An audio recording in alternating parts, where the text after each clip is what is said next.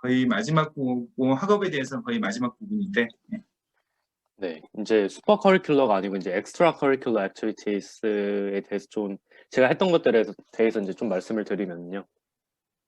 저는 OIC를 진학해서 이제 메딕 소사이어티에 참여를 했었고요.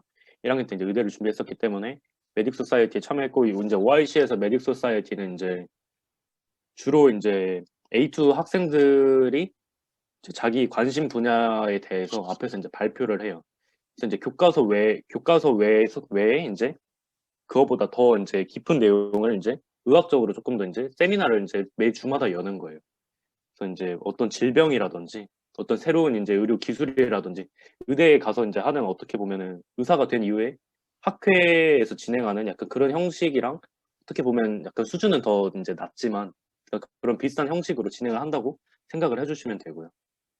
그리고 이제 매스클럽 같은 경우는 이제 제가 만들어서 운영을 했지만, 처음에는 이제 조금 학생들의 약간 좀 사고력을 좀 높여주고 싶다 해서 좀 시작을 했었는데요. 조금 이제 다양한 문제를 풀어보기도 하고 했었는데, 결국에는 나중에 이제 이제 다른 이제 친구들 성적 올리는 이제 그런 약간 좀 과외방처럼 이제 운영이 돼버렸고요. 그리고 이제 뭐 저는 좀 원래 그림 그리는 거를 좋아했기도 했고, 중학교 때는 또 예술고등학교를 준비했어서 그림에 이제 관심이 많아서 이제 좀 쉴 겸 이제 스트레스 풀 겸 이제 제 아트 클럽에도 이제 참여를 했었고요. YC에서. 그리고 이제 한국고등학교에서는 이제 스템 사이언스라고 해서 이제 사이언스, 테크놀로지, 엔지니어링, 매스 이거를 이제 다 결합해서 이제 한 주제를 이제 분석하는 이제 그런 이제 스템 사이언스를 하는 이제 동아리에 참여를 했었고요. 그리고 이제 해부학 동아리에도 참여를 했었고요.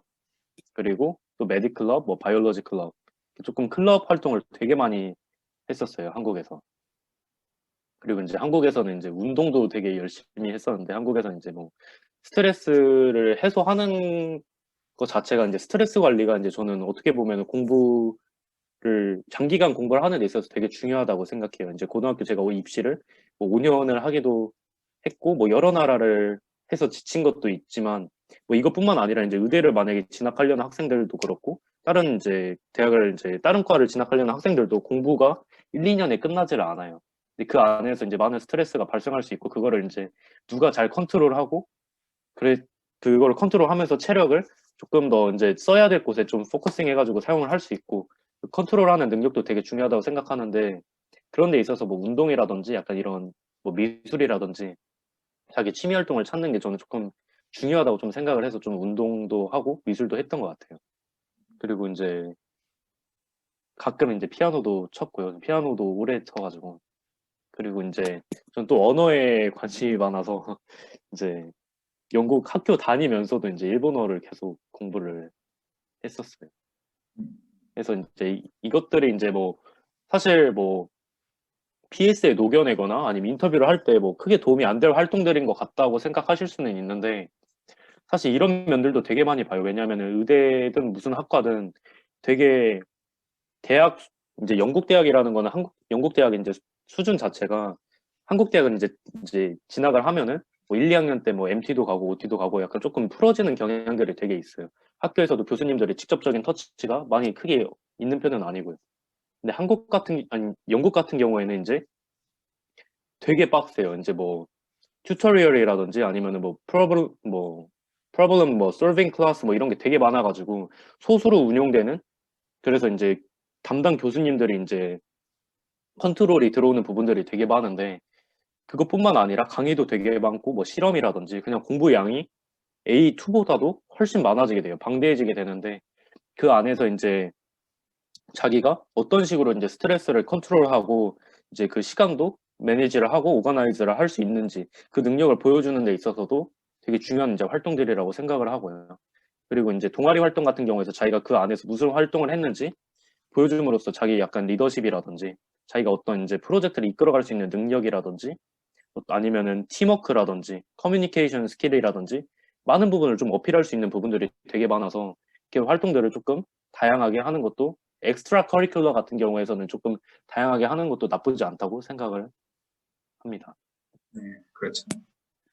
그래요. 지금 사실은 너무 많은 얘기를 해주고 사실은 좀 시간이 오버될 거라는 건 저는 예측은 하고는 있었어요. 워낙 그 열심히 하는 친구고 뭐 한국에서도 거의 톱 클래스의 학생이다 보니까 그리고 뭐 학교에 대한 욕심도 되게 높고 당연히 좀 필요한 거죠. 하지만 이걸 듣고 있는 부모님이나 학생이라고 생각을 하시면 이건 관용 학생이 갔던 방향이에요. 이렇게 반드시 해야 된다. 왜 이런 건 아니에요. 아까 제가 얘기했던 자기소개서나 인터뷰라든지 뭐 어드미션 테스트 이걸 기반으로 하거든요. 그래서 이 시간 분배라든지 왜 그다음에 거기에 대한 순수한 열정 왜 이런 부분들이 성공한다라고 하면 이렇게 많이 하고 이렇게 다양한 걸 하고 모든 부분에서 1등을 하고 골드메달을 받고 왜 이런 부분을 이수해야 톱 학교로 간다. 왜 이렇게 생각하지 않길 바래요. 오히려 이런 걸 거의 하지 않고도 가는 사람이 충분히 있다는 사실을 제가 말씀드리고요. 그래서 여기는 이 관용 학생이 했던 자신의 길이고요. 그다음에 각각의 학생이나 그죠 부모님들은 각각 학생들이 갈 수 있는 왜 그런 길을 얘기를 해주시면 될 것 같고요. 그죠? 그래요. 하지만 네. 굉장히 좋은 아이디어는 생겼을 거라고 생각을 합니다.